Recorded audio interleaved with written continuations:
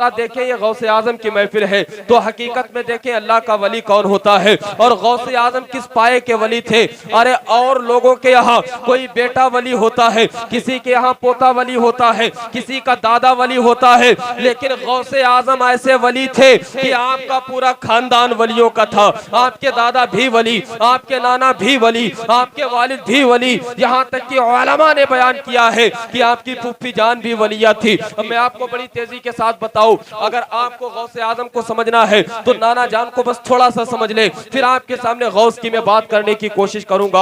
आपके एक नाना जान है जिनका नाम हजरत अब्दुल्ला सोमई है, सभी हजरात उनको जानते होंगे। आपके नाना जान का नाम अब्दुल्ला सोमई है। देखे कितने जलीलुल कद्र आपके नाना वली हैं, और जब नाना इतने जलीलुल कद्र वली है तो गौसे आजम तो वलियों के सरदार है। अब आप जरा समझने की कोशिश करें, हजरत अब्दुल्ला सोमई है, बयान किया जाता है कि तिजारत का एक काफिला निकलने के बाद एक जगह है समरकंद। क्या जगह है? समरकंद। जगह का नाम है समरकंद। वो काफिला समरकंद पहुंचा और उस काफिले को डाकुओं ने रोक लिया। रोकने के बाद अब हर तरफ से घेर लिया गया, लूटने की कोशिश करने लगे। जैसे ही लूटने की कोशिश की गई, बात को समझने की कोशिश करना, वाकया थोड़ा गहरा है, अगर दिमाग नहीं लगाएंगे तो समझ में नहीं आएगा। आप समझने की कोशिश करें। हजरत अब्दुल्ला सोमई का मसला मैं आपके सामने बयान कर रहा हूँ। समरकंद के अंदर काफिला रोका गया। रोकने के बाद वहां पर जब डाकुओं ने हर तरफ से घेरा, जब हर तरफ से घेराव कर लिया गया, जब कोई रास्ता नजर नहीं आया तो काफिले वाले कहते हैं हमने अब्दुल्ला सोमई को पुकारना शुरू कर दिया, हमने अब्दुल्ला सोमई को मदद के लिए बुलाना शुरू कर दिया। कसम खुदा की अखबारुल अखयार और बड़ी मोतबर किताब बहजतुल असरार है, जिसके अंदर साफ तौर पे लिखा है कि हजरत अब्दुल्ला सोमई को जैसे ही पुकारा गया तो क्या देखा जाता है कि अब्दुल्ला सोमई समरकंद के अंदर मौजूद है। और सिर्फ मौजूद नहीं है बल्कि दुआ करते जा रहे हैं, सुब्बुहुन कुद्दूसुन रब्बुनल्लाह तफर्रक़ या खैलु वन्ना, यानी हजरत अब्दुल्ला सोमई उस काफिले के पास मौजूद है और दुआ करते जा रहे हैं, सुब्बुहुन कुद्दूसुन रब्बुनल्लाह तफर्रक़ या खैलु वन्ना। वो काफिले वाले बयान करते हैं, कसम खुदा की अब्दुल्ला सोमई पढ़ते जा रहे हैं, डाकू वहां से भागते चले जा रहे हैं। और सिर्फ इतना नहीं बल्कि जब यही काफिला डाकुओं से सलामती के साथ जुदा होकर के जीलान पहुंचता है, पहुंचने के बाद बातें शुरू हो जाती है, लोग तरह तरह की बातें करते हैं। अब ये काफिले वाले भी बताना शुरू कर देते हैं, आए लोगों याद रखो समरकंद के अंदर मेरा काफिला पहुंचा था, डाकुओं ने घेरा था, हमें रोक लिया था, हमने अब्दुल्ला सोमई को पुकारा था। ये अब्दुल्ला सोमई जो जीलान में है, ये समरकंद में मदद करने के लिए गए थे। अब आइए पॉइंट ऑफ व्यू आपको दे रहा हूँ, मोरल ऑफ स्टोरीज आपके सामने रखने की कोशिश कर रहा हूँ। अब हकीकत में आपको रिजल्ट देना चाहता हूँ, कितने पाए के वली जब समरकंद के काफिले वालों ने जीलान के अंदर कहा, डाकुओं ने घेरा था, अब्दुल्ला सोमई को पुकारा था, अब्दुल्ला सोमई मदद के लिए पहुंचे थे, सारे जीलान वाले कहने लगे ऐसा नहीं हो सकता, क्योंकि जिस वक्त का मसला तुम बयान कर रहे हो उस वक्त अब्दुल्ला सोमई जीलान के अंदर मौजूद थे। मसला साफ हो गया, यानी जीलान के अंदर अब्दुल्ला सोमई मौजूद है, मदद समरकंद के अंदर कर रहे हैं। यही अल्लाह के वलियों की पहचान है। तो आप जरा सोचे, जिसका नाना इतना बेमिसाल है कि रहता जीलान में है, मदद समरकंद में कर देता है, तो जिसका नाना जो सिर्फ वली है वो इतने मकामो मर्तबे वाला है, तो वो नवासा जो तमाम तर आने वाले भी और गुज़श्ता तमाम तर वलियों का सरदार है, उसके मकामो मर्तबे का अंदाजा क्या लगाया? बात है, वाह वाह, आप समझ सकते हैं। अच्छा एक पॉइंट की बात बताऊं, हकीकत बात बता रहा हूँ। गौसे आजम ऐसे वली हैं कि जिस साल गौसे आजम की पैदाइश हुई उस साल अल्लाह तबारका व तआला ने सारे लड़के अता फरमाए। समझ रहे बात को? हाँ, मैं आपको बड़ी मोतबर किताब की बातें बता रहा हूँ, समझने की कोशिश करें। जिस साल गौसे आजम की पैदाइश हुई उस साल जितने बच्चे पैदा हुए सबके सब लड़के पैदा हुए, लेकिन कमाल ये है कि जितने लड़के पैदा हुए सब अल्लाह के वली साबित। जितने लड़के पैदा हुए, अब यार समझो यार कि गौस का मकाम क्या होगा, जिसके दौर में पैदा होने से ही विलायत हासिल हो जाती है, उस गौस का अंदाजा क्या? क्या बात है, माशाल्लाह, जिंदाबाद। क्या लगाया जा सकता है उस गौस का अंदाजा? और मैं आपके सामने बताऊं अब बड़ी तेजी के साथ जिस गौस की महफिल में बैठे हैं, अरे मैं आपको बताऊं कि ये गौस कितने मकाम मर्तबे वाला है। ये नाना की मिसाल तो मैंने इसलिए दी ताकि नवासे को समझना आसान हो जाए। अब आप नवासे को समझने की कोशिश करें। दुनिया का दस्तूर ये है कि जब जन्मदिन होता है या कोई बर्थडे पार्टी मनाई जाती है तो उस पार्टी के अंदर या कोई ऐसी मीटिंग रखी जाती है या महफिल सजाई जाती है तो उस महफिल के अंदर जैसा पावर होता है वैसे ही लोग आते हैं। किसी की पहुंच डीएम तक है तो डिस्ट्रिक्ट मजिस्ट्रेट आता है, किसी की पहुंच जो है आईएएस तक है तो सिविल सर्वेंट आते हैं, किसी की पहुंच जो है सांसदों तक है तो मेंबर ऑफ पार्लियामेंट आते हैं। यानी जिसकी पहुंच जहां तक होती है उतने पावर वाले लोग उसके यहाँ दावत में मुबारकबाद देने के लिए आते हैं। अब बात को खोल देना चाहता हूँ, तफरीहुल खातिर की ये बात बयान कर रहा हूँ। किताब का नाम है तफरीहुल खातिर, उसके अंदर साफ तौर पे बयान कर दिया गया कि जब गौसे आजम की विलादत हुई तो कोई दुनियादार नहीं बल्कि मदीने के ताजदार मुबारकबादी देने के लिए आए। और अंदाज क्या था, अब आप जरा सुने अल्फाज क्या थे। अल्लाह के नबी मुबारकबादी देने के लिए आए और आने के बाद क्या, ऐ अबा सालेह आताकल्लाहु इब्नन व हुवा वलियुन महबूबी व महबूबुल्लाह ताला सयकूनु लहू शानुन फिल औलियाई वल अत्ताब कशानी बैनल अंबियाई व रसूल। अंदाज देखें आका का, तरीका देखें आका का। मुबारकबादी दी तो कैसे दी, कहते हैं ऐ अबू सालेह, यानी गौसे आजम के बाप से आपके वालिद मोहतरम से कहते हैं ऐ अबू सालेह, अल्लाह ने तुम्हें ऐसा बेटा अता किया है सयकूनु लहू शानुन, यानी वो वली भी होगा, वो मेरा भी महबूब होगा, मेरे रब का भी महबूब होगा। और बल्कि ये भी कहा सयकूनु लहू शानुन फिल औलियाई वल अक्ताब, और उसका मकाम व मर्तबा तमाम तर औलिया के अंदर, तमाम तर अक्ताब के अंदर ऐसा होगा कशानी बैनल अंबियाई व रसूल, जैसा कि मेरा मर्तबा तमाम नबियों के अंदर है। अब आप हमें बताएं जिसके मकाम व मर्तबे का, उसके मकाम व मर्तबे का अंदाजा कोई क्या लगाएगा। अरे तुम्हारे घर पे मीटिंग हो, तुम्हारे घर पे महफिल हो तो मुबारकबादी में डीएम आ जाता है, एसडीएम आ जाता है, लेकिन गौसे आजम की विलादत होने वाली है तो मुबारकबादी देने के लिए दुनियादार तो आए लेकिन दीन का ऐसा ताजदार आया जिसे दुनिया अहमद मुख्तार के नाम से जानती है। और तन्हा नहीं आए बल्कि सहाबा की जमात लेकर के आए और सिर्फ मुबारकबादी नहीं दी बल्कि यह भी बता करके गए ऐ अबू सालेह, बेटा तो होगा लेकिन ऐसा बेटा होगा जो वली साबित हो जाएगा, और ऐसा वली होगा उसका मकाम व मर्तबा ऐसा होगा जैसा मुझ मुस्तफा का मर्तबा तमाम तर नबियों में है, ऐसा गौस का मर्तबा तमाम तर वलियों के अंदर। क्या बात है, माशाअल्लाह, जिंदाबाद जिंदाबाद। आप हमें बताएं, हमारा लंबा बयान करने का, गौस की फजीलत बयान करने का कोई मतलब नहीं। जिस नबी ने कह दिया, जिस नबी ने कह दिया और तमाम तर नबियों के ताजवर ने कह दिया कि उसका मर्तबा तमाम तर अख्ताब में ऐसा होगा जैसा मेरा मर्तबा तमाम तर नबियों में, तो मदीने वाले आका का मर्तबा तमाम तर नबियों में कैसा है सभी जानते हो ना, वैसे ही मर्तबा हुजूर गौसे आजम का तमाम तर वलियों के अंदर। अच्छा, मैंने फतावा रज़विया शरीफ के अंदर एक इबारत पढ़ी, हजरत दिलशाद भाई, फतावा रज़विया शरीफ के अंदर यकीनन समझने वाली बात है। उसके अंदर आला हजरत ने बयान फरमाया कि गौसे आजम जो लोग आए हैं उनके तो सरदार हैं, यानी जो वली आए हैं उनके तो सरदार हैं। आला हजरत ने किताब के अंदर लिखा कि हजरत इमाम मेहदी तक जितने आएंगे उनके भी आप सरदार है। क्या बात है यार, एक बात समझ में नहीं, जैसे इमाम साहब है, इमाम साहब है, ये यहाँ पर जितने लोग हैं सबके सरदार हैं क्योंकि इमाम बादशाह होता है, ये सबके सरदार हैं। लेकिन मैं कहूँ कि यहाँ पर जो नहीं है या जो कयामत तक पैदा होंगे ये उनके भी सरदार है, तो ये कितनी बड़ी बात हो जाए। यानी प्रेजेंटेशन के अंदर जो चीज मौजूद होता है, जो टाइम मौजूद होता है, उसके अंदर कहा जाता है कि ये बंदा उनका सरदार है, तो बात समझ में आती है। लेकिन गौसे आजम का मकाम कितना बड़ा है कि ये कह दिया गया कि जो आ गया उसके तो सरदार है ही है, जो इमाम मेहंदी तक आएंगे गौसे आजम उनके भी सरदार। क्या बात है, नारे तकबीर, नारे रिसालत, मसल के आला हजरत, शाने गौसे आजम, करामत गौसे आजम, नारे तकबीर, नारे रिसालत। क्या बात। मैं बड़ी तेजी के साथ आपके सामने अर्ज करूं, क्या फरमाया कि जो आएंगे कयामत तक गौसे आजम उनके भी सरदार है। लेकिन मेरे प्यारे, वक्त बहुत हो रहा, क्योंकि दिलशाद भाई को पढ़ना भी है और हमारे मैं तो दाद देता हूँ दिलशाद भाई की हिम्मत को, माशाल्लाह। पहेड़ी से हजरत मोटरसाइकिल से, और वो भी तनहा चले आए। पहेड़ी से मोटरसाइकिल से तरह चले आए। अब जो वलियों की महफिल में आता है उसे कुछ तो हिस्सा मिलता है, अब उसे आप जो भी नाम दे दें बहरहाल, लेकिन ये बड़ी कमाल की बात है। जब उन्होंने इतनी बड़ी कुर्बानी दी है तो हमें भी इनका ख्याल रखना है, और इनका ख्याल कर रखने का अंदाज यही है कि हम और आपको माइक इनके हवाले करना चाहिए ताकि ये अपना काम करें और हजरत आराम के लिए जाए। बहरहाल मैं बस आखिरी लम्हात के लिए आपके सामने हाजिर हूँ।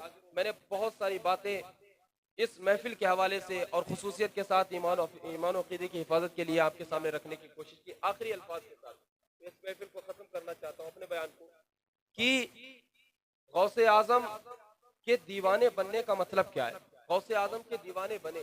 आज हमारी भी कमियां हैं, हम बड़ी चीख चीख के तकबीरें करते हैं और हम बड़े हाथ उठा करके सुभान अल्लाह बोल के सुनते हैं, लेकिन कसम खुदा की हम उस पर अमल नहीं करते। हकीकत मैं बड़े दर्द के साथ कहता हूँ कि हम नियाजी बन जाते हैं लेकिन नमाजी नहीं बन पाते। हाँ, हमें क्या बनना है? अल्हम्दुलिल्लाह हमें नमाजी भी बनना है, नियाजी भी बनना है, और हमें अल्हम्दुलिल्लाह मिलादी भी बनना है। लेकिन हकीकत क्या है? हम नियाजी बन जाते हैं, मिलादी बन जाते हैं, लेकिन नमाजी नहीं बन। हकीकत बता रहा हूँ, बिल्कुल सही बात है आपका। हक है। गौस की महफिल में आए हो इसलिए पैगाम देना चाहता हूँ कि जरा गौसे आजम को देखो, क्या शान है हुजूर गौसे आजम की। आपके हवाले से उलमाए कराम बयान करते हैं। अल्लामा अब्दुल हक मोहद्दिस देहलवी लिखते हैं कि गौसे आजम ने अपनी जिंदगी के 15 साल ऐसे गुजारे हैं कि 15 साल तक रोजाना आपने एक कुरान पाक मुकम्मल फरमाया है। क्या बात है भाई, सुभान अल्लाह सुभान अल्लाह। बहुत बड़ी बात है आपके सामने जो मैं रखने की कोशिश कर रहा हूँ। क्या फरमाया कि 15 साल अपनी जिंदगी के ऐसे गुजारे जिसमें रोजाना एक कुरान मुकम्मल फरमाया। अब यहाँ पर बहुत सारे लोग हैं जो कुरान जो नहीं पढ़े, उनसे तो हमें शिकायत ही नहीं है, लेकिन जो पढ़े हैं मैं उनसे कहना चाहता हूँ, यार आप जरा अंदाजा लगाएं कि कितने साल हो गए आपको एक कुरान मुकम्मल पढ़े हुए। तो आपको अफसोस करना रही, हाँ यार ये बात तो वाकई सही है। रमजान में बस कभी कभार खोल के देख लेते हैं, या बहुत ज्यादा अगर कोई नेक होगा तो जुमे में खोल लेता होगा, मुझे नहीं लगता इसके अलावा। लेकिन गौस की महफिल से ये पैगाम नहीं मिलता है। गौस की महफिल से ये मैसेज मिलता है कि जहाँ पर आपको मिलादी बनना है, जहाँ पर आपको नियाजी बनना है, वहाँ पर सबसे पहले आपको ताली कुरान बनना है, कुरान का तिलावत करने वाला बनना है। और यही मैसेज हुजूर गौसे आजम की जिंदगी से मिलता है। अल्हम्दुलिल्लाह हुजूर गौसे आजम की जिंदगी को जब पढ़ा जाता है तो पता लगता है अपनी जिंदगी के 1 साल नहीं, 2 साल नहीं, अरे 10 साल नहीं, बल्कि अब्दुल हक मोहद्दिस देहलवी ने लिखा कि 15 साल ऐसे गुजारे कि 15 साल तक रोजाना आप जब तक एक कुरान पाक मुकम्मल नहीं फरमा लेते थे आप सोया नहीं करा करते। क्या बात है बाबा। अब्दुल हक मोहद्दिस देहलवी ने अपनी किताब अखबारुल अखयार के अंदर लिखा है, जरा देखें, एक बुजुर्ग थे, उन्होंने ख्वाब के अंदर मुस्तफा का दीदार किया, उन्होंने ख्वाब के अंदर आका को देखा। इन उलमा की मौजूदगी में मसला बयान करता चलूं, याद रखें शैतान को यह ताकत दी गई है कि दुनिया में किसी की भी सूरत इख्तियार कर सकता है। अगर आपके ख्वाब में आपके चचा आए, हो सकता है शैतान सूरत इख्तियार करके आया हो। अगर आपके ख्वाब में दुनिया का कोई बंदा आए, हो सकता है शैतान सूरत इख्तियार करके आया हो।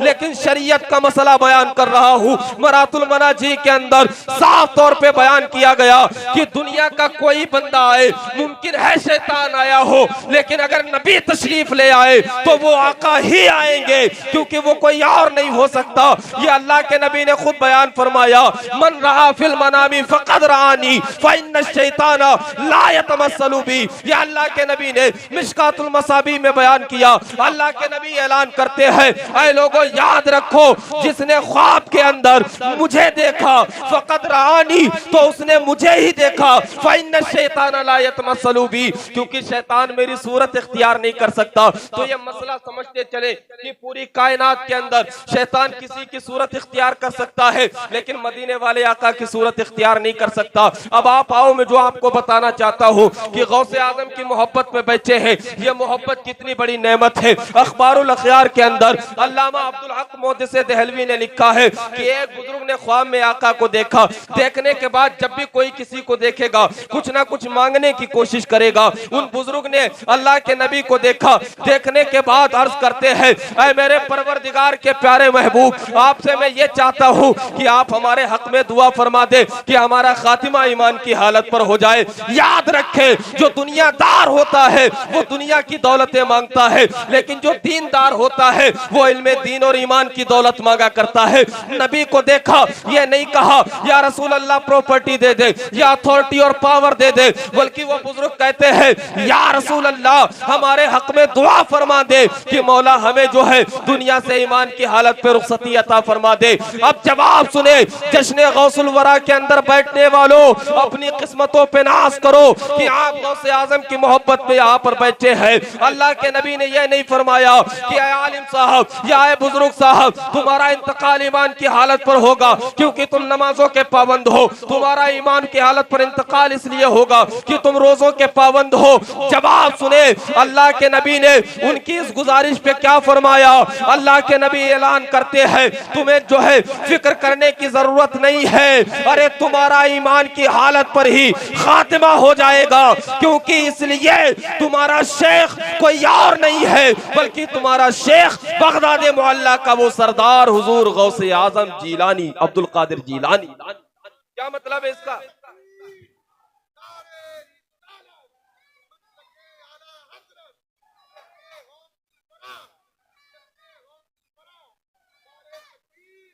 मैं आपको बड़ी कीमती बात बता रहा हूँ, बड़ी कीमती बात बता रहा हूँ। अखबारुल अखयार बड़ी मुस्तनद किताब है। हाँ, ये वो किताबें नहीं है, ये उलमा समझते हैं बड़ी बासनद किताब। उसके अंदर लिखा, अल्लाह के नबी ने कहा कि तुम्हारा ईमान की हालत पर ही खातिमा होगा और इसलिए होगा क्योंकि तुम्हारे शेख अब्दुल कादिर जिलानी। क्या बशारत दी कि जिसके भी शेख अब्दुल कादिर जिलानी होंगे उसका खातिमा ईमान की हालत पर होगा।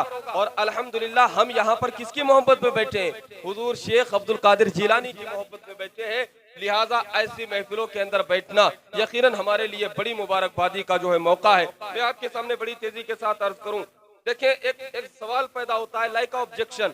एक सवाल आता है जहन में, एक कॉन्सेप्ट बनता है कि भाई जाहिर सी बात है हमारे पास हदीस है, हमारे पास कुरान है, हमारे पास पढ़ने की सलाहियत है और समझने की वो इस्तिताअत है, फिर हमें वलियों की जरूरत क्या है?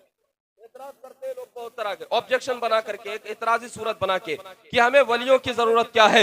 मैंने कहा अगर सलाहियत होती कुरान समझने की तो तुम समझ जाते कि वलियों की जरूरत क्या है। अगर तुम्हारे पास इस्तात होती हदीस समझने की तो तुम ये एतराज नहीं करते कि वलियों की जरूरत क्या है। अब आओ मैं आपके जहनों को करीब करूं। कुरान पाक के अंदर अल्लाह तबारक व तआला ऐलान करता है, या अय्युहल्लज़ीना आमनुत्तकुल्लाह व कूनू मअस सादिकीन। क्या मतलब है इसका? परवरदिगार कुरान पाक में इरशाद फरमाता है, ऐ ईमान वालों अल्लाह से डरो और सच्चों के साथ हो जाओ। अब जरा जहनों को करीब करना, कुरान समझाने की कोशिश करता हूँ। लोग कहते हैं कि आखिर वलियों की जरूरत क्या है? लोग कहते हैं नमाज पढ़ो बस इतना काफी है, रोजे रखो बस इतना काफी है, किसी अल्लाह वाले के दामन की जरूरत क्या है? अरे देखो ना, कुरान पाक के अंदर अल्लाह तबारक व तआला ऐलान करता है, या अय्युहल्लज़ीना आमनुत्तकुल्लाह। अब उलमाए तफसीर बयान करते हैं, मुफस्सिरीन लिखते हैं कि अगर मुत्तकी होने से काम चल जाता तो अल्लाह कूनू मा सादिकीन नहीं कहता,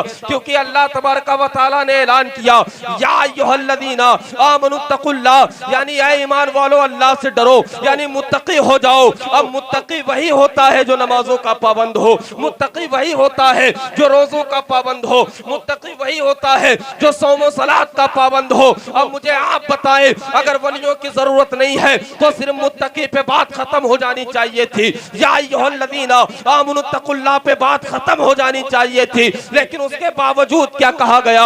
ऐ लोगों मुत्तकी हो जाओ, लेकिन सिर्फ मुत्तकी ना हो, वकूनू मा सादिकीन, और किसी अल्लाह वाले के साथ भी हो जाओ, सच्चों के साथ भी हो जाओ। अब इसकी वजह तलाश की गई तो उलमाए तफसीर को पढ़ने वालों ने और उलमाए तफसीर ने लिखने वालों ने लिखा, इसकी वजह यह है कि अल्लाह ने ऐलान किया, या अय्युहल्लज़ीना आमनुत्तकुल्लाह, यानी ऐ ईमान वालों अल्लाह से डरो ताकि नमाजों के पाबंद हो जाओ और सच्चों के साथ हो जाओ ताकि पड़ी हुई नमाजों की हिफाजतें। पता लगा कि वलियों का साथ क्यों जरूरी है? अल्लाह से डरो ताकि नमाजी हो जाओ और सच्चों के साथ हो जाओ ताकि पड़ी हुई नमाजों की हिफाजत हो जाए। मैं आपको बताऊं, नमाज पढ़ना और है और नमाज को बचा करके लेके जाना और है। नमाज हकीकत में कामयाब कौन सी है? जो बच करके चली। कोई भी इबादत हो, कोई भी नहीं भाई, जाहिर सी बात है, आपने मस्जिद में कोई पैसे दिए है ना, और आपके अंदर उसमें हिपोक्रेसी शामिल हो जाए, उसमें क्या है, रियाकारी शामिल हो जाए, दिखावा शामिल हो जाए, आप खुद बताइए अपने दिल पे हाथ रख करके, क्या उस चंदा देने का कोई मतलब होगा? कोई मतलब होगा? चंदा बचेगा कौन सा? जब आपने इस तरह दिया जिस तरह की हदीस में देने का हुक्म है, यदन बी यदिन मसलन बी मसल, यानी ऐसे दिया कि अगर बाएं से दिया तो दाएं को खबर नहीं, दाएं से दिया तो बाएं को खबर नहीं। ये अंदाज अगर हो तो आपका कबूल होगा। जब ये सारी बातें समझ में आती है तो ये बात भी समझ में आ जानी चाहिए कि नमाजें पढ़ना और है, नमाजें बचा करके लेके जाना और है। जो लोग सिर्फ औलिया अल्लाह के अलावा का दम भरते हैं, जो अपने आप को अहले कुरान कहते हैं, जो अपने आप को अहले हदीस कहते हैं और कहते हैं हमें किसी अल्लाह वालों की जरूरत नहीं है, हमारे पास सलाहियतें, हम तफसीर पढ़ लेंगे, हमारे पास सलाहियतें हैं, हम हदीस का मुताला कर लेंगे, अरे उनके खोखले हैं ये ऐसे दावे। हकीकत में औलिया अल्लाह के बिना कोई मुकम्मल नहीं हो सकता, क्योंकि कुरान ऐलान करता है ऐ ईमान वालों, अल्लाह से डरो और सच्चों के साथ हो जाओ। इसीलिए अल्हम्दुलिल्लाह हम कुरान की भी मानते हैं, हम हदीस की भी मानते हैं। बहुत दावे करते हैं हम अहले कुरान हैं, बहुत दावे करते हैं हम अहले हदीस हैं, लेकिन अल्हम्दुलिल्लाह हम तमाम तर लोग मिल करके ये दावा नहीं करते कि हम अहले कुरान हैं, हम ये दावा नहीं करते कि हम अहले हदीस हैं, बल्कि बरसरे मिंबर और बरसरे इक़्तिदार हम ये कहते हैं कि अल्हम्दुलिल्लाह हम अहले कुरान भी है, अल्हम्दुलिल्लाह हम अहले हदीस भी है। और जब इन्हीं दोनों चीजों को जमा कर दिया जाता है तो उसी को अहले सुन्नत व जमात कह दिया जाता है। और खुली हुई बात यह है अल्हम्दुलिल्लाह हम ऐसे अहले कुरान हैं, हम ऐसे अहले हदीस हैं कि हमें फख्र से पूरी दुनिया अहले सुन्नत व जमात के नाम से जाना और पहचाना किया। बड़ी इल्मी बात मैं आपके सामने कर रहा हूं कि लोग दावे करते हैं कि अरे ये गैर मुकम्मलियत का हजरत एतराज है कि अल्लाह वालों की जरूरत क्या है। भाई बड़े बरेलवी लोग यही करते हैं कि 11वीं कर लेते हैं कि 12वीं कर लेते हैं, क्या जरूरत है जब कुरान है? ये जरूरत है क्योंकि नमाज पढ़ना और नमाज को बचा करके लेके जाना। अच्छा, नमाज इब्लीस ने पढ़ी कि नहीं? इब्लीस ने नमाज पढ़ी कि नहीं पढ़ी? भाई बहुत पढ़ी ना, लेकिन बची उसकी, बची नहीं बची तो नमाज का कोई फायदा हुआ? नहीं हुआ। मसला क्लियर है कि नमाज वही फायदा देती है जो पढ़ने के बाद बचती हुई भी नजर आती है। और नमाज बचाने का तरीका क्या है? ऐसी ही महफिलें कि अल्लाह वालों से मोहब्बत का इजहार किया जाए, उनका दामन थामा जाए। जब उनका आप दामन थामेंगे तो इंशाअल्लाह आप नमाज पढ़ते भी नजर आएंगे, नमाज बचाते भी नजर आएंगे। इसीलिए हमें अल्हम्दुलिल्लाह अल्लाह वालों की जरूरत है। अच्छा, एक दुनियावी मिसाल दूं, वो मिसाल जो अल्लामा मुफ्ती नईमुद्दीन मुरादाबादी रहमतुल्लाहि ताला अलैह ने अपनी किताब में दी है। क्या फरमाया? अल्लाह वाले की जरूरत है। किस तरह मैं आपको बताऊं, आप जरा देखें। आपको यहां से मान लीजिए लखीमपुर जाना है, रास्ते में कोई जंगल पड़ता है, आपके पास बाइक है और कोई सिस्टम नहीं है, आप तनहा जाने वाले हैं। जब आप रात की तारीकी में उस रास्ते पर पहुंचते हैं, आपका दिल धड़कना शुरू कर देता है, आपके अंदर ये बेचैनी पैदा होती है कि अगर इस रास्ते पर जाएंगे तो लुट जाने का खतरा है, इस रास्ते पर जाएंगे तो हो सकता है डाकू पकड़ ले तो आप क्या करते हैं? ऐसी सूरत में बाइक में सारा सिस्टम मौजूद है, आप चाहें तो जा सकते हैं, लेकिन उसके बावजूद खामोशी से रुक जाते हैं और इंतजार करने लगते हैं। हो सकता है कोई ट्रक वाला गुजरे, उसके साथ में निकल जाएंगे, कोई बड़ी गाड़ी वाला गुजरे, हम उसके साथ में निकल जाएंगे। आपसे पूछा जाए अरे आप चाहते तो चले जाते, आप चाहते तो पहुंच जाते, लेकिन क्यों नहीं गए? सारा सिस्टम तो मौजूद था, रास्ता आपको मालूम था, बाइक आपके पास मौजूद थी, फिर क्यों नहीं गए? आप जवाब देंगे गए इसलिए नहीं, हो सकता है रास्ते में कोई डाकू बैठा हो सकता है रास्ते में कोई चोर बैठा हो, हमने बड़ी गाड़ी का सहारा लिया ताकि रास्ते के डाकू से बच जाए। अरे अब ज्यादा कुरान और हदीस में तुम्हें ले ही नहीं जाऊंगा, मसला तो क्लियर हो गया। जब तुम दुनियावी रास्ते तय करते हो तो किसी बड़ी गाड़ी का सहारा लेते हो ताकि दुनिया के डाकुओं से हिफाजत हो जाए। यही मरहला तो दीन का है। जब आप जन्नत के रास्ते पर चलते हो तो न जाने कितने ईमान के डाकू मौजूद होते हैं, न जाने कितने ईमान को चुराने वाले मौजूद हुआ करते हैं। तो जैसे दुनिया में किसी बड़ी गाड़ी का सहारा लेते हो तो दुनियावी डाकुओं से महफूज हो जाते हो, ऐसे ही दीन के अंदर जब अल्लाह वालों का सहारा लेते हो तो दीन के डाकुओं से महफूज हो जाए। अच्छा, एक बात बताइए, ये मिसाल समझ में आई? समझ में आई मिसाल? हाँ बिल्कुल क्लियर मिसाल है। मैं बहुत ज्यादा दूर लंबी चौड़ी किताबों में नहीं ले जा रहा हूँ। बड़ी सिंपल सी किताब उर्दू की जाल हक, जिसके अंदर मुफ्ती नईमुद्दीन मुरादाबादी ने लिखा है, साफ तौर पर साफ मसला। भाई ऐसा है कि नहीं, दुनियावी मामलात में आप गाड़ी का सहारा लेते हो, क्यों? रास्ते में कुछ चोर ना मिले। यही तो मसला दीन का है यार। जन्नत का रास्ता ऐसा रास्ता है कि जिसपे कदम कदम पे ठोकरें ऐसी आती हैं कि ईमान छीनने की कोशिश की जाती है। आज देखा होगा आपने कैसे कैसे फिरके निकल रहे हैं। नासबी अलग है, खारजी अलग है, राफिजी अलग है, और कादियानी अलग है, तफजीली अलग है, मौलाई मैलाई कैसे कैसे हो रहा है कि नहीं। ये दरअसल आपके ईमान को लूटने की डाकुओं की मुकम्मल कोशिश है। लेकिन वो जितनी चाहे कोशिशें कर ले, उनके पास मौलाई, उनके पास मैलाई, उनके पास न जाने कौन कौन जो है फितने हैं। लेकिन अल्हम्दुलिल्लाह हमारा ईमान न कल लुटा था, हमारा ईमान न आज लुटा है, हमारा ईमान न कयामत तक लुटेगा। उसकी वजह है क्योंकि अल्हम्दुलिल्लाह आला हजरत की तालीमात हमारे पास है, मसलके आला हजरत का वो बेहतरीन रास्ता हमारे पास है कि अल्हम्दुलिल्लाह हम कल भी राहियाब थे, हम आज भी राहियाब हैं। और जब तक आप हजरत मसलके आला हजरत पे कायम रहेंगे, कयामत तक इसी तरीके से कामयाब और राहियाब होते हुए नजर आएंगे। तो जितने फिरके आ जाएं, जितनी बातिल ताकतें आ जाएं, लेकिन अल्हम्दुलिल्लाह हमें न कल मोड़ सकी थी, न आज मोड़ सकी है, न कयामत तक मोड़ पाएंगी। तालीमात आला हजरत पे अमल करना। बहरहाल मैं आपके सामने बड़ी तेजी के साथ अर्ज करूं। लोग एतराज करते हैं भाई वलियों की जरूरत क्या। मैं आपके सामने एक राज की बात बताऊं, डीप बात बताऊं आपको। जो लोग ये एतराज करते हैं कि वलियों की जरूरत नहीं है, वो लोग कम इल्मी की वजह से समझ नहीं पाते, वो भी दरअसल वलियों का सहारा मांग रहे होंगे। और ये बात मैं हवा हवाई नहीं करूंगा, कुरान पाक के हवाले से मैं आपके सामने करूंगा। भाई ऐसा कौन बंदा है जो नमाज नहीं पढ़ता, और नमाज पढ़ता है तो कौन है जो नमाज में सूरह फातिहा नहीं पढ़ता? क्योंकि अगर नहीं पढ़ेगा तो नमाज, भाई सूरह फातिहा ना पढ़े उसकी नमाज हो जाएगी? नहीं ना। हदीस पाक है ला सलाता इल्ला बिफातिहतिल किताब। हनफी मसाइल में यही है ना कि नमाज मुकम्मल ही नहीं होगी जब तक कि सूरह फातिहा ना पढ़ी जाए।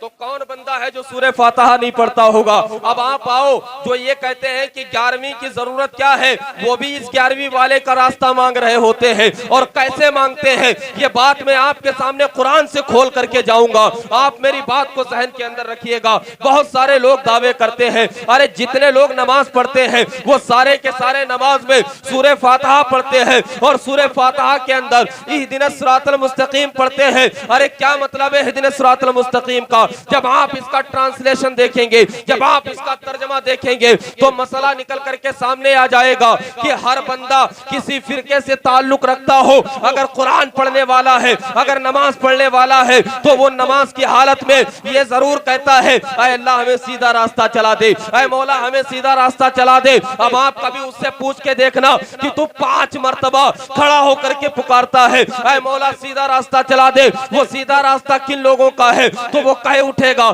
सिरातल लज़ीना अनअमता अलैहिम, वो रास्ता उन लोगों का है जिन पर अल्लाह का इनाम हुआ है। आप उससे पूछ लेना बरजस्ता कि जरा ये भी बता दे कि अल्लाह का इनाम हुआ किन लोगों पर है। जब आप उससे ये पूछेंगे कि अल्लाह का इनाम किन लोगों पर हुआ है, जिनके रास्ते पे चलने की तू भी दुआएं करता है, तो वो बरजस्ता पुकार उठेगा अनअमल्लाहु अलैहिम मिनन नबिय्यीना व सिद्दीकीना व शुहदाई व सालिहीन। अरे अल्लाह का इनाम नबियों पर है, अल्लाह का इनाम शोदा पर है, अल्लाह का इनाम सिद्दीकीन पर है, अल्लाह का इनाम सालिहीन पर है। अब उलमाए तफसीर को जब देखा जाएगा कि उनकी कोशिशें क्या है, तो मसला खुल के सामने आ जाएगा कि किसी फिरके से ताल्लुक रखता हो, लेकिन वो कहता है मौला मुझे सीधा रास्ता चला, और वो ये भी कहता है कि सीधा रास्ता उनका है जिन पर अल्लाह का इनाम हुआ, और फिर वो ये भी कहता है अल्लाह का इनाम नबियों पर है, अल्लाह का इनाम शोदा पर है, अल्लाह का इनाम जो है सिद्दीकीन पर है। पता ये लगा कि नमाज में नबियों के रास्ते की दुआ की जाती है, सिद्दीकीन के रास्ते की दुआ की जाती है, शोहदा के रास्ते की दुआ की जाती है। अरे मेरे प्यारे साहिबों, अब आप हमें जरा बताएं कि ये सारी तफसीरें पढ़ने के बाद अगर आप उससे पूछेंगे जरा ये भी तो बता कि सालिहीन के बारे में तू क्या कहता है, क्योंकि कुरान में तो सालिहीन का लफ्ज भी आया है, यानी इन पर भी अल्लाह अल्लाह का इनाम हुआ है तो वो पुकार उठेगा। सालिहीन से मुराद हर वो बंदा है जिसने अपनी पूरी जिंदगी अल्लाह और रसूल की रजा के लिए गुजारी। मसला वाज़े हो गया, सालिहीन से मुराद अल्लाह के तमाम तर वली है। पता ये लगा कि अल्लाह के वलियों के तरीके पे चलने की दुआएं तमाम तर फिरके के लोग नमाजों में कर रहे हैं। तमाम तर फिरके के लोग अपने नमाजों के अंदर गौसे आजम के तरीके पे चलने की दुआएं करते हैं। मैं किसी और किताब में नहीं ले गया बल्कि कुरान की तफसीर के अंदर ले जा करके आपके सामने ये बात वाज़े करने की कोशिश की कि दुनिया का कोई मौलवी हो, दुनिया का कोई मुफ्ती हो, वो अल्लाह के वलियों का रास्ता नमाज के अंदर मांगता है। अब मुझे कह लेने दिया जाए कि फर्क सिर्फ इतना है कि ऑपोजिशन के लोग सिर्फ नमाजों के अंदर वलियों का रास्ता मांगते हैं, लेकिन अल्हम्दुलिल्लाह हम सिर्फ नमाज के अंदर नहीं बल्कि मिलादों के अंदर भी मांगा करते हैं। और ऐसी महफिलें सजा करके वही कहा करते हैं जो मेरा इमाम कह करके गया, क्योंकि उसे फख्र है अपने उस आका पे जिसकी गुलामी वो नमाज में भी मांगता है, मिलाद में भी मांगता है, और यही कहता नजर आता है कैसे आकाओं का बंदा हूँ रजा, बोल वाले मेरी सरकारों। आला हज़रत फरमाते तो मतलब क्या है? बड़ी सिंपल सी बात मैं आपके सामने कर रहा हूँ कि दुनिया का कोई फिरका हो अगर नमाज पढ़ता है तो जरूर वो गौस का तरीका मांगता है। क्यों? क्योंकि सालिहीन का लफ्ज आया। भाई नबीयीन की आप तफसीर करोगे, नबियों को ले लोगे, सिद्दीकीन की तफसीर करोगे, सिद्दीकीन सहाबा शामिल हो जाएंगे, शुहदा की तफसीर करोगे, शुहदा शामिल हो जाएंगे। अब आओ मेरे सामने और मुझे जरा करके बताओ कि सालिहीन से मुराद कौन लोग हैं, तो पता लगेगा कि सालिहीन से मुराद सारे अल्लाह के वली हैं। तो जो ये कहते हैं कि ये करने की जरूरत क्या है, असल में उन्हें कुरान पढ़ने की जरूरत है। वो लोग भी गौस का तरीका नमाज में मांग रहे हैं। बहरहाल मैं बड़ी तेजी के साथ आपके सामने अर्ज करने की कोशिश करता हूँ कि आप बड़ी किस्मत वाले हैं कि गौस की महफिल में बैठे हैं, गौसे आजम का रास्ता अपनाने की कोशिश कर रहे हैं। हम और आपको किसी न किसी अल्लाह वाले का तरीका अपनाना चाहिए ताकि हम और आपके ईमान और अकीदे की हिफाजत हो जाए। अब आप कहेंगे भाई गौस का तरीका अपनाना चाहिए, गौस का दामन हमको थामना चाहिए, लेकिन आज के दौर में गौस का, तुम्हें बड़ी तेजी के साथ आपके सामने बताऊं, आपको अगर गौस का दामन चाहिए है, आप किसी बासनत पीर के मुरीद हो जाए, वो पीर कहीं का हो, चाहे वो बरेली का रहने वाला हो, चाहे वो बिलग्राम का रहने वाला हो, चाहे वो कालपी का रहने वाला हो, चाहे वो मसौली का रहने वाला हो। अरे दुनिया के जितने पीर हैं वो रहते कहीं हो, लेकिन मुरीद हुजूर गौसे आजम के दामन में किया करते हैं। पता ये लगा अगर बिलग्राम से मुरीद हो जाएंगे, गौसे आजम के मुरीद हो जाएंगे, मसौली से मुरीद हो जाएंगे, गौसे आजम के मुरीद हो जाएंगे, क्योंकि बज़ाहिर कोई इस्माइली होता है, बज़ाहिर कोई वाहिदी होता है, बज़ाहिर कोई वास्ती होता है, लेकिन हकीकत में अगर इन शाखों को जमा किया जाता है तो सबसे पहली चीज निकल करके आती है वो सारे के सारे कादरी होते हैं। तो आज मैं आपके सामने रास्ता दे करके जा रहा हूं कि गौसे आजम का दामन मजबूती से थाम ले, और गौसे आजम का दामन थामने के लिए आपके पास बेहतरीन रास्ता ये है कि किसी बासनत पीर का दामन आप मजबूती से थामे, इंशाअल्लाह वो गौसे आजम का दामन आपके हाथों में अता फरमा। लेकिन मैं आपके सामने अर्ज करूं बड़ी तेजी के साथ, मैं ये बात कह करके जा रहा हूं, दाऊदपुर वालों ये मत कहना कि हजरत कह गए थे पीर साहब। मैंने ये कहा है कि किसी भी पीर, लेकिन किसी भी पीर से मुराद वही पीर है जो बासनत का पाबंद हो। ये बात मैं जरूर कहना चाहता हूँ। मैं तकरीर इसलिए नहीं करता हूँ कि आप हमें सुपरस्टार समझे, मैं तकरीर इसलिए करता हूँ कि आप हमें दीन का ऐसा खादिम समझ लें कि कोई बात अपने दिल के अंदर लेकर के घर रुखसत हो जाए, सिर्फ इसलिए। तो ये बात भी मैं कहना चाहता हूँ। आज गली गली फिरते हैं बहुत सारे पीर, तरीकत का नारा देने वाले। ये उलमा समझते हैं, याद रखें तरीकत उस वक्त तक मुकम्मल नहीं हो सकती जब तक किसी की शरीयत मुकम्मल ना हो। साफ तौर पे आज बहुत से पीरों को आपने देखा होगा हाथ में 4-4 अंगूठियां पहने होते हैं। ऐसे पीर से मुरीद नहीं होना है। अब आप कहोगे ये कैसी बात कर रहे हो हजरत? मैं आपसे बता रहा हूँ शुरू से लेकर के अब तक अल्हम्दुलिल्लाह मैंने जितनी बातें कही हैं उसमें अपनी राय से कुछ भी पेश नहीं किया, तो इसमें भी अपनी राय से कुछ पेश नहीं करूंगा। अरे कुरान पाक पढ़े और कुरान पाक के अंदर देखे कि वलियों की क्या सिफत बयान की गई। कुरान पाक के अंदर कहा गया है इन औलियाउहु इल्लल मुत्तकून, यानी जो अल्लाह के वली होते हैं वो सिर्फ और सिर्फ मुत्तकी हुआ करते हैं। और तकवा उस वक्त तक मुकम्मल नहीं हो सकता जब तक कोई फतवे पर अमल ना करे। कसम खुदा की ये शरीयत का फतवा है। ये उलमा आपको बताएंगे, ये जानते हैं कि शरीयत का साफ तौर पे फतवा है कि मर्द के लिए सिर्फ एक अंगूठी पहनने की इजाजत है, वो भी चांदी की हो, वो भी 4.5 माशा से ज्यादा ना हो। और ये भी बयान किया कि एक नंग से ज्यादा ना हो। तो पता लगा कि सिर्फ एक अंगूठी पहनने की इजाजत है, ये फतवा है। तो अगर कोई 4 अंगूठी पहनता है तो वो शरीयत का मुखालिफ है, वो इन फतवों का मुखालिफ है। और जो बंदा फतवे को नहीं माना करता है, हम ऐसे पीर के तकवे को नहीं माना करते। वाह सुभान अल्लाह सुभान अल्लाह। ये मैं अपने पास से नहीं कह रहा हूँ, ये कुरान का ऐलान है। इन औलियाउहु इल्लल मुत्तकून, साफ तौर पे अल्लाह के वली वही होते हैं जो परहेजगार और मुत्तकी हुआ करते हैं। और मुत्तकी तकवा वाला होने के लिए फतवा वाला होना जरूरी। और फतवा ये है कि सिर्फ एक अंगूठी पहनना जायज। तो आप हमें बताओ, जो 4 अंगूठी पहने क्या वो पीर हो सकता है? क्या कभी मुरीद हो गए ऐसे पीर से? अरे बताओ ना यार, अपनी बात नहीं कर रहा हूँ, दीन की बात आपको बता रहा हूँ। जो 4 अंगूठी पहने वो पीर होगा?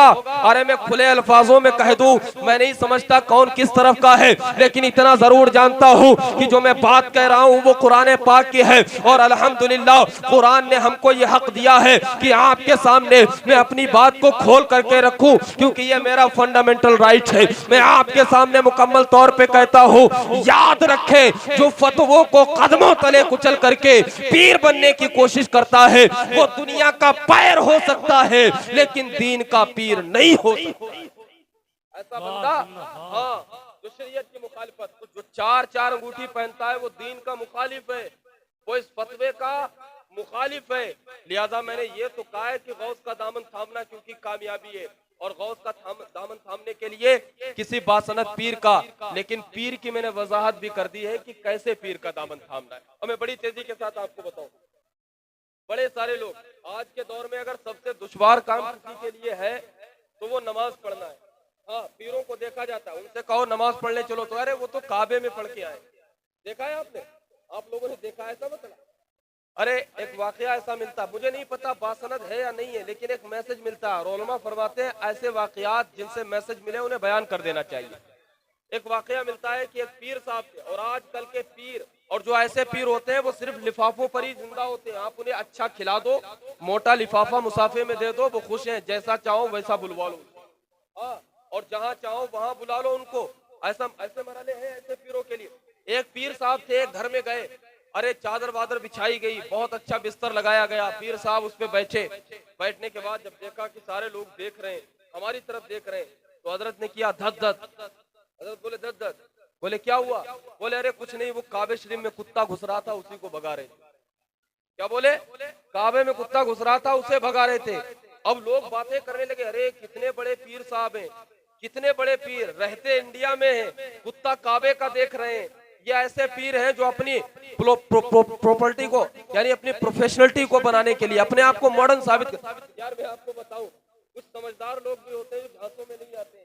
एक औरत थी जो वहीं पर मौजूद थी, जब उसने उसकी ये हरकत देखी, वो फौरन गई खाने के लिए, खाना लाई, उसने गोश्त की बोटियां नीचे छिपाई, छुपाने के बाद चावल ऊपर रखे, रखने के बाद पीर साहब के सामने पेश की। यानी इस तरीके से थाली बना के पेश की गई कि उस पर खाना जो चावल थे वो ऊपर नजर आ रहे थे, गोश्त की बोटियां नजर नहीं आ रही थी। अब पीर साहब को जलाल आ गया, क्योंकि ऐसे ढोकले जो पीर होते हैं, ऐसे खोखले पीर होते हैं, ऐसे ढोंगी जो पीर होते हैं, दरअसल वो खाने पर जिंदा होते हैं, वो लिफाफों पर जिंदा होते हैं। जब उन्होंने देखा कि बोटियां नजर नहीं आ रही हैं, वो कहने लगे अरे तुम पीर की तौहीन करती हो, सादे चावल खिलाना चाहती हो। अब वो औरत समझ गई और उसने जो डंडा उठाया और उठाने के बाद जो मतलब समझाया और कहा कि तू पीर है, अरे इंडिया में बैठ करके तुझे काबे का कुत्ता दिख गया और तेरी प्लेट के अंदर छुपी हुई नीचे की बोटियां तुझे नजर नहीं आती, मैं नहीं मानता कि तू पीर है। याद रखे, यही मैसेज मैं आपको देना चाहता हूं। जो बंदा हिपोक्रेसी का शिकार हो, जो बंदा तकवों को ऐसे इस्तेमाल करता हो, जो बंदों फतवों को अपने कदमों तले कुचलता हो, ऐसा बंदा मैं बरजस्ता कह सकता हूं वो दुनिया का पैर हो सकता है, लेकिन दीन का मुकम्मल पीर नहीं हो सकता। आपको ऐसे पीर से मुरीद होना है कि नहीं होना है? नहीं होना है। कहिए, वादा कीजिए कि ऐसे पीर से कभी मुरीद नहीं होंगे। अगर आपने हमारी ये बात सुन ली, हमारा बयान कामयाब हो जाएगा, क्योंकि वलियों का मतलब सिर्फ नारा लगवाना नहीं, वलियों का मतलब ये है यार कि एक मैसेज भी लेकर के जाओ कि अल्लाह के वली कौन होते हैं और कैसे वली का दामन हमको दरअसल थामना होता है। और मैं ये नहीं कह रहा हूँ कि कौन सा एरिया कैसा है हकीकत में, और किसी को अगर ऑब्जेक्शन है, I am inviting of that in every condition, हर हालत में उसे इजाजत है वो आए और हमसे बात कर सकता है। अल्हम्दुलिल्लाह जो उलमा जानते हैं, मैंने जितनी भी बातें कही वो तफसीर भी राय मैंने पेश नहीं की, कहीं भी तफसीर भी राय पेश नहीं की। अल्हम्दुलिल्लाह मैंने सिर्फ वही कहा है जो किताबों के अंदर मौजूद है। बहरहाल मैं आपके सामने मैसेज देना चाहता हूँ, मेरे दाऊदपुर के जिंदा दिल मुसलमानों, अल्लाह के वली वही होते हैं जिन्हें देख करके खुदा याद आ जाएगा। आप बताओ, जो हाथों में 4-4 अंगूठियां पहनता है उसे देख के खुदा की याद आएगी? मुझे तो मदारी याद आ जाता है। हाँ, ऐसों को देख करके मदारियों की याद आती है। हालांकि अल्लाह का वली कौन है? जिसे देख करके खुदा याद आ जाए। अब आइए मैं आपको मेन मुद्दे की तरफ लेकर के अपने बयान को खत्म करूंगा। अब